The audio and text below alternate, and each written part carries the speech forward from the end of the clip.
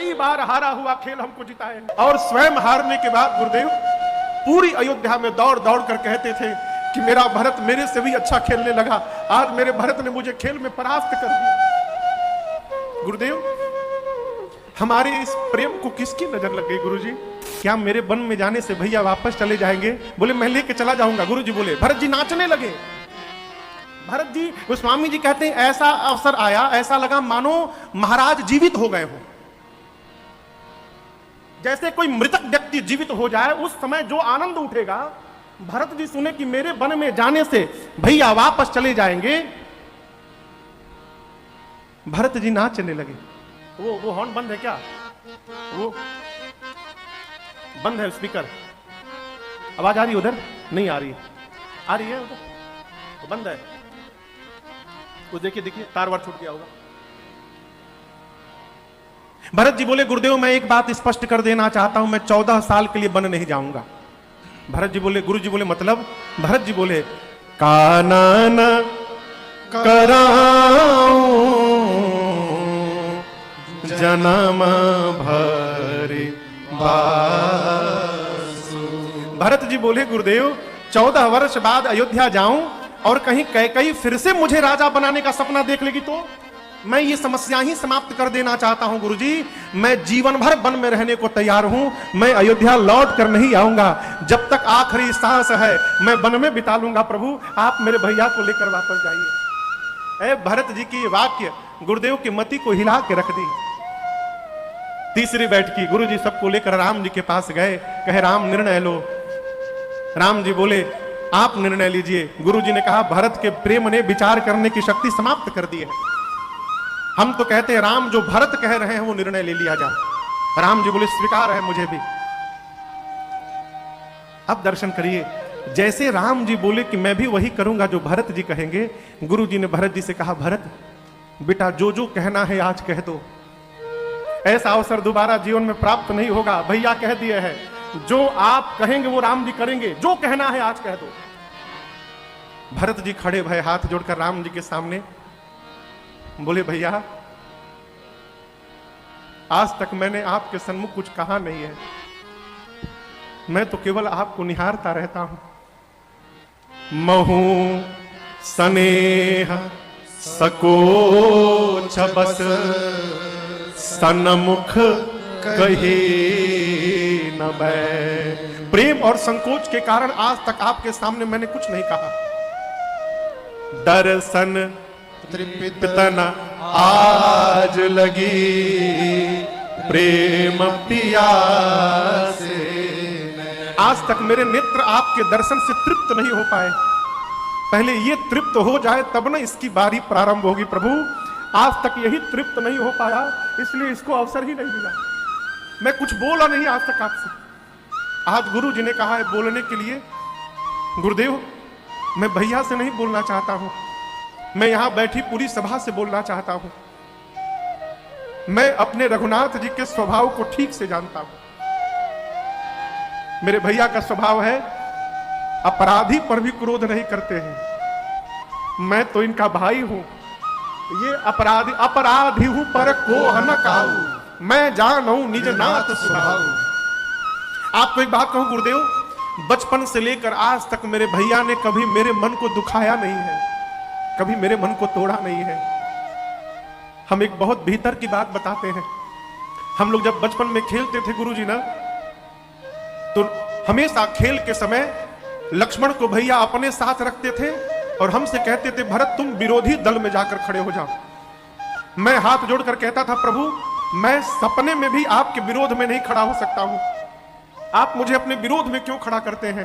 तो कहते थे भरत जब तुम विरोधी दल में खड़े रहोगे ना तो अपने भरत को मैं देखता रहूंगा, अब मेरा भरत अपने राम भैया को देखता रहेगा, हम दोनों आमने सामने रहेंगे तो एक दूसरे को देखते रहेंगे। अब गुरुदेव खेल प्रारंभ होता था, अब मैं तो भैया को देखता ही रह जाता था और मैं हारने लगता था गुरुजी। जब मैं हारने लगता था ना तो ठीक हारने से पहले ये रघुनाथ जी हारे हूं खेला जीता वही मोह इस पापी भरत को जिताने के लिए रघुनाथ जी स्वयं हार जाते थे। कई बार हारा हुआ खेल हमको जिताए हैं और स्वयं हारने के बाद गुरुदेव पूरी अयोध्या में दौड़ दौड़ कर कहते थे कि मेरा भरत मेरे से भी अच्छा खेलने लगा, आज मेरे भरत ने मुझे खेल में परास्त कर दिया। गुरुदेव हमारे इस प्रेम को किसकी नजर लग गई गुरुजी? मेरे कारण मेरे प्रभु को वन में आना पड़ा। गुरुजी विह्वल हो गए। गुरुदेव ने संभाला, भरत जी आप जो कह रहे हैं वो सत्य नहीं है। राम जी ने कहा, भरत जी आज आपने अपने आप को पापी कहा, सावधान आज के बाद मत कहिएगा। राम जी कहते हैं, पुण्य से लोक तात तर तोरे। भरत जी ब्रह्मांड में जितने पुण्यशाली जीव हैं आपके पांव के धूल के नीचे हैं, बराबर भी नहीं है। पुण्यशाली जीव आपके चरण के धूल के भी बराबर नहीं है। पुण्य से लोक तात तर तोरे। और मां भरत, मां का कोई अपराध नहीं है भाई। मेरी मां कैकेयी बैठी है, जो मेरी मां को दोष देगा वो व्यक्ति जीवन में कभी अपने घर में श्रेष्ठ की सेवा नहीं किया होगा, जो कभी साधु की सेवा नहीं किया होगा, वो कहेगा मेरी मां कैकेयी का अपराध है। भरत हित और अनहित पशु पक्षी भी जानते हैं। वही पक्षी नाच दिखाने वाले के साथ घुमा करते हैं, वही पक्षी बहेलिए को देखकर भाग जाया करते हैं। क्यों? वो जानते हैं वो कौन हितैषी है कौन अहितैषी है। पशु पक्षी भी जानते हैं। मनुष्य का शरीर तो ज्ञान का भंडार है, मानस तन गुण ज्ञान है। हम एक बात कहें भरत, पिताजी को वचन से प्रेम था, प्राण से प्रेम नहीं था। और आप दर्शन करिए, वचन के लिए पिताजी ने मेरा त्याग किया और अपने प्राण का त्याग कर दिया। पिताजी को वचन से प्रेम है, यही जानकर एक वचन मानकर मैं वन में चला आया। भरत एक बात कहूं, पिताजी के उस वचन को छोड़ने में सोच तो हो रहा है मुझे, लेकिन उससे अधिक संकोच आज अपने भाई की दशा देखकर हो रहा है मुझे। पूरी सभा के सामने कहता हूं, भरत यदि आप कह दोगे तो आपके लिए राम आज पिताजी का वचन भी त्यागने को तैयार है। मैं पिताजी का वचन छोड़कर तुम्हारे साथ वापस चल चलूंगा, आप कह दो क्यों। जब राम जी ने ये बात कह दी, भरत जी हिल गए पूरे भीतर से। मेरे लिए मेरे भैया बाबूजी का वचन छोड़ने को तैयार हो गए।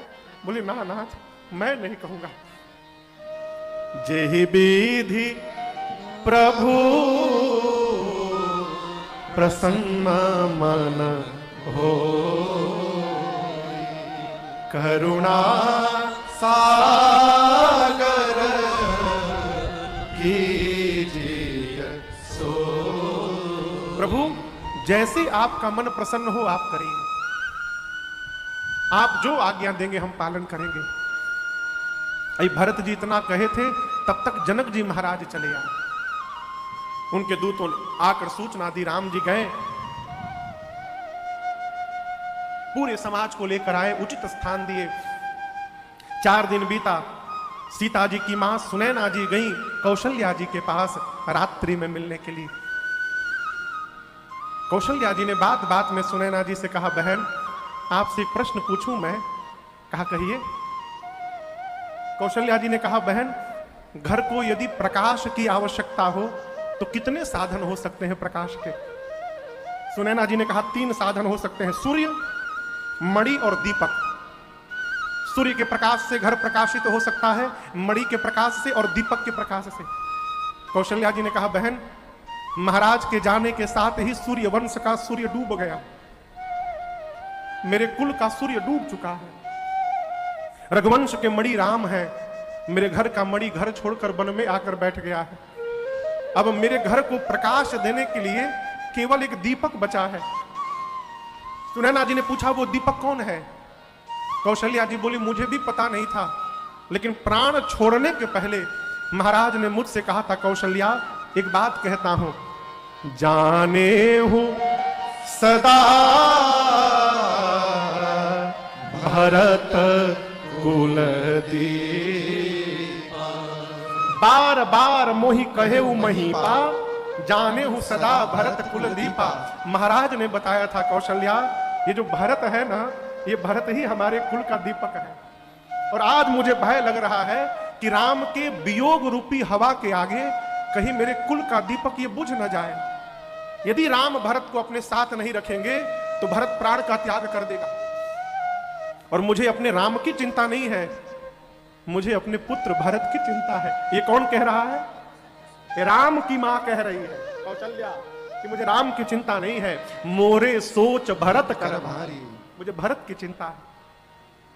सुनैना जी ने समझाया, आप चिंता ना करिए, ये जो कुछ भी घटना घटी है श्री याज्ञवल्क्य ऋषि ने हम लोगों को पहले ही बता दिया था। जाते समय सीता जी को लेकर गई, जनक जी ने सीता जी को देखा, खूब लाड़ लड़ाया, दुलार किया।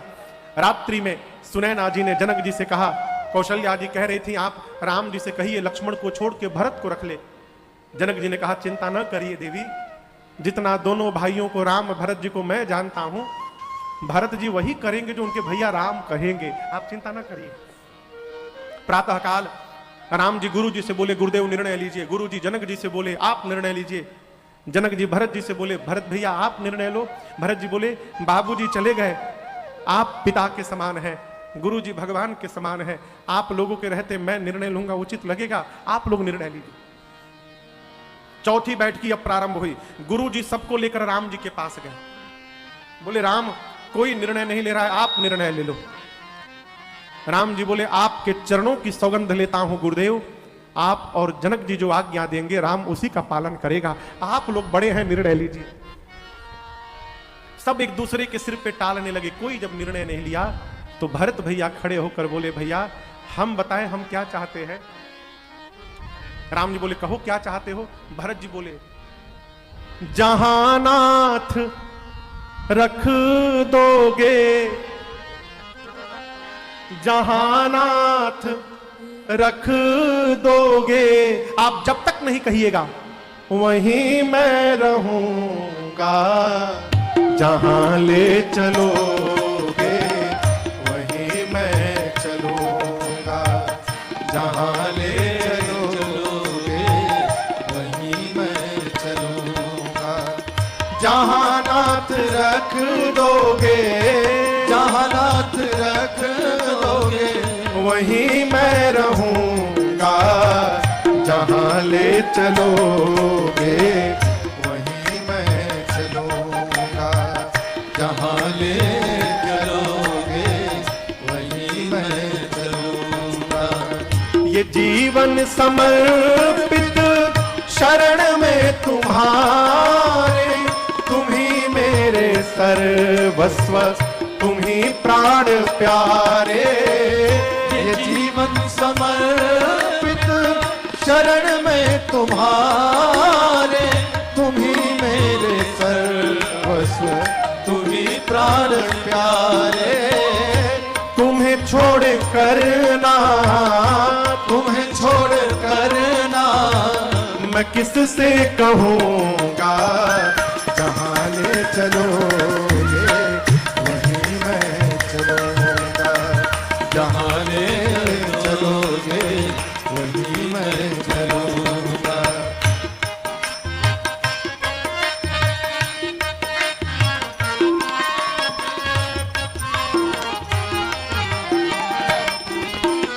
भरत जी बोले, न कोई उलहना ना कोई अर्जी, कर लो करा लो तुम्हारी जो मर्जी।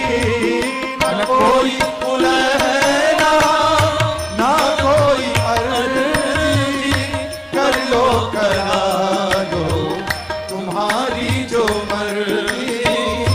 कहना भी होगा तो, कहना भी होगा तो तुम्हीं से कहूँगा, जहाँ ले चलोगे वहीं मैं चलूँगा, जहाँ ले चलोगे वहीं मैं चलूँगा।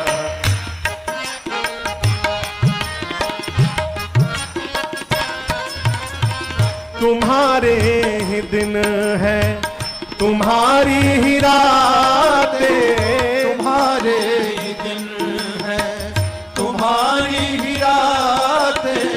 कृपानाथ सब कुछ है तुम्हारी कृपा से, कृपानाथ सब कुछ है तुम्हारी कृपा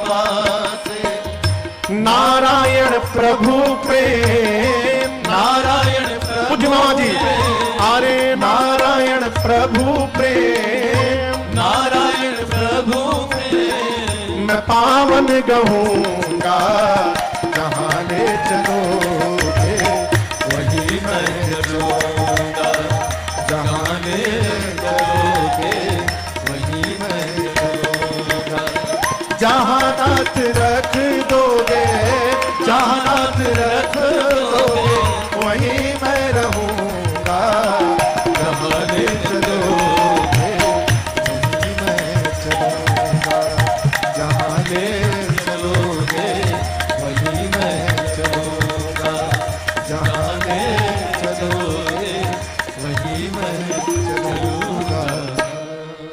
क्या बोले भरत जी? यहां दर्शन करिए। भरत जी कहते हैं प्रभु मैं आपकी सेवा करना चाहता हूं। कैसी? राम जी बोले कैसी सेवा करना चाहते हैं? भरत जी कहते हैं प्रभु अज्ञान सम न सुसाहिब सेवा, अज्ञान सम। घर में गुरु जी आ गए, घर में पिताजी हैं, सवेरे शाम 4 घंटा पिताजी का पांव दबाना ये सेवा नहीं है, ये कर्तव्य है आपका, सेवा नहीं है। अच्छा आप बताओ, रोज 4 घंटा पिताजी का पांव दबावे राजेश भैया, अब बात एको न माने, बाबूजी के पांव की सेवा करे रोज 4 घंटा और बाबूजी की एक भी बात न माने, ये कौन सी सेवा है हो? श्रेष्ठ की सबसे बड़ी सेवा है श्रेष्ठ की आज्ञा का पालन करना। भरत जी कहते हैं अज्ञा समन सुसाहिब सेवा, और मैं चाहता हूं वही प्रसाद, सो प्रसाद जन पावे देवा, सो प्रसाद। आप मुझे आज्ञा दीजिए रघुनाथ जी।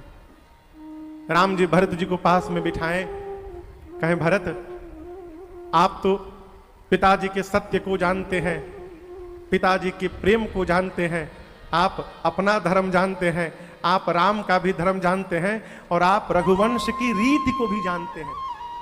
जानहु तात तरनिकुल, तरनिकुल यानी सूर्यवंश रीति, सूर्यवंश की रीति आप लोग जानते हैं। रघुकुल रीति सदा चली आई, यही सूर्यवंश की रीति है। क्या?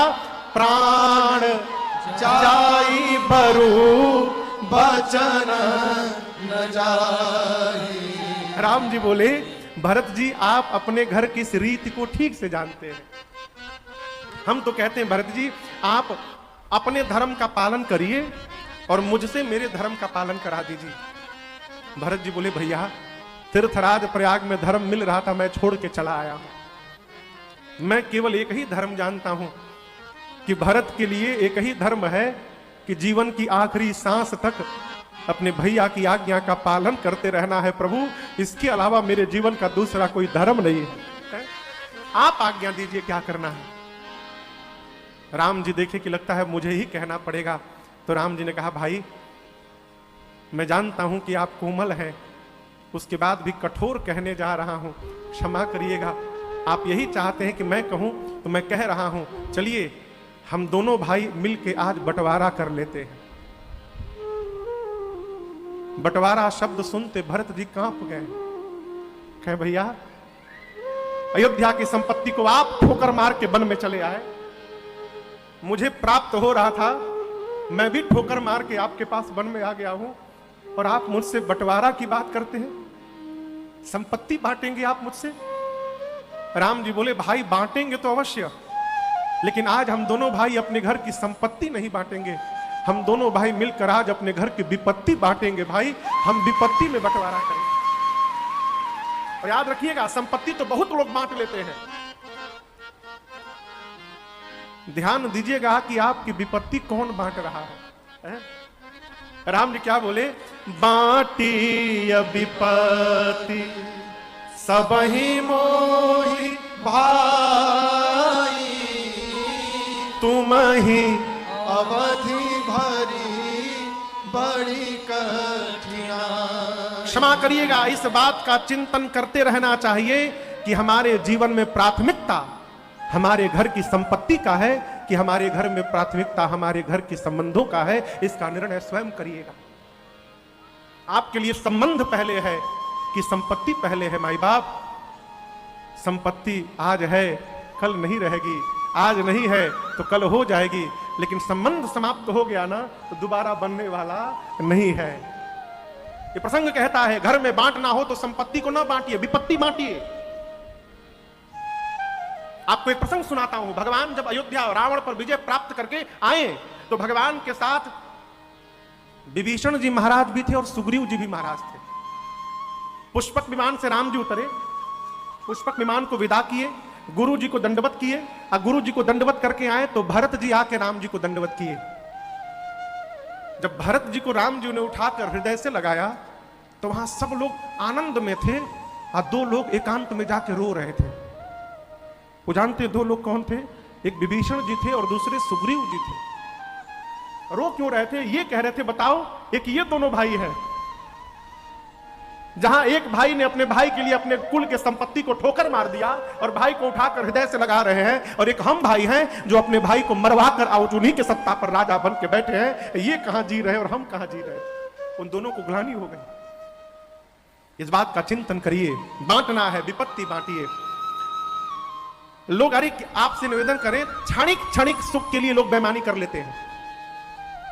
हमारे महाराज श्री बता रहे थे, दो भाई थे, दोनों भाइयों में बड़ा प्रेम, मन इतना प्रेम था कि दोनों भाई एक थाली में भोजन करते थे और दोनों के एक एक संतान। ये सत्य घटना सुना रहा हूं। एक दिन छोटा भाई घर के छत पर खड़ा होकर सवेरे सवेरे ब्रश कर रहा था। बड़ा भाई आम के बगीचे में गया तो उसे पेड़ पर से गिरे हुए दो आम मिल गए। आप समझिए, एक आम 500 ग्राम का, मान लीजिए 500 ग्राम का था, आधे किलो का, और दूसरा आम 400 ग्राम का था, 100 ग्राम कम, थोड़ा बड़ा छोटा। दोनों हाथ में एक एक आम उठाया भाई, बड़ा भाई, और बगीचे से घर की ओर चला। छोटा भाई छत पर ब्रश कर रहा था। नीचे दरवाजे पर दोनों बच्चों ने देखा कि पिताजी और बड़े बाबूजी आम लेकर आ रहे हैं। दोनों भाई दौड़े। छोटे छोटे बच्चे हो, अब दर्शन करिए। दाहिने हाथ में बड़ा आम था, बाएं हाथ में छोटा आम था। दाहिने हाथ की तरफ छोटे भाई का बेटा दौड़े आ रहा था, अब बाएं हाथ की तरफ उसका अपना बेटा आ रहा था। आम लेके जा रहा है, बच्चों को देखा, आम को देखा, इधर बड़ा है इधर छोटा है, ऐसे दूंगा तो बड़का आम भाई के बेटे को चला जाएगा और मेरे बेटे को छोटका आम जाएगा। आम देते समय उसने हाथ ऐसे कर लिया। अब आप सत्य घटना सुना रहा हूं आपको। आम जब देने की बारी आई, उसने हाथ ऐसे कर लिया कि मेरे बेटे को बड़ा वाला आम चला जाए। छोटा भाई छत से देखा, बर्दाश्त नहीं कर पाया, पत्र लिखा भाई के नाम और कहा भैया 10 दिन बाद लौट के आऊंगा, इसको पढ़ के व्यवहार करिएगा। उसमें लिखा था कि भैया हम लोग बहुत साथ में रह लिए, अब हम साथ में नहीं रह पाएंगे, इसलिए आपको जैसा उचित लगे आप बंटवारा करके रखिएगा, हम 10 दिन बाद लौटेंगे। 10 दिन बाद लौटा, बड़ा भाई रोता रह गया, कारण बताओ। बताया नहीं उसने, बोला नहीं रहना, अलग हो गया। अब आप कल्पना करिए, 100 ग्राम आम के चलते जन्म जन्म का संबंध हमारा समाप्त हो रहा है। हम वहां जी रहे हैं आजकल। इसकी प्राथमिकता बनाइए माई बाप। हमारे जीवन में प्राथमिकता संबंधों का है कि संपत्ति का है। राम जी ने कहा हम विपत्ति बांटेंगे, संपत्ति नहीं। कैसे? 14 वर्ष मैं वन में रहूंगा और 14 वर्ष भरत जाके अयोध्या में रहेंगे। भरत जी चरणों में दंडवत किए, कहे प्रभु हम अभिषेक की सामग्री लाए हैं। राम जी बोले अत्रि मुनि जहां बोले वहां रख दो। आप जब चित्रकूट से नंदीग्राम जाएंगे, बांदा, आज भी बांदा रास्ता है, तो मार्ग में कुआं पड़ता है जिसका नाम है भरतकूप। अत्रि मुनि जाकर राज्याभिषेक की पूरी सामग्री उस कूप में रखवाएं और कहें भरत जी आज के बाद इस कूप का नाम भरतकूप पड़ेगा, और जो भी मनुष्य इस कुएं के जल को एक बार भी अपने ऊपर छिड़क मात्र लेगा उसे धरती के समस्त तीर्थों में स्नान करने का फल स्वतः प्राप्त हो जाएगा। ये इस कूप की महिमा होगी। वो कूप आज भी है।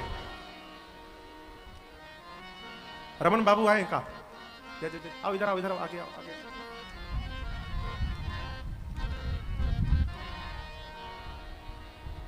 5 दिन गुरु आज्ञा राम जी की आज्ञा प्राप्त करके भरत जी ने चित्रकूट का दर्शन किया है।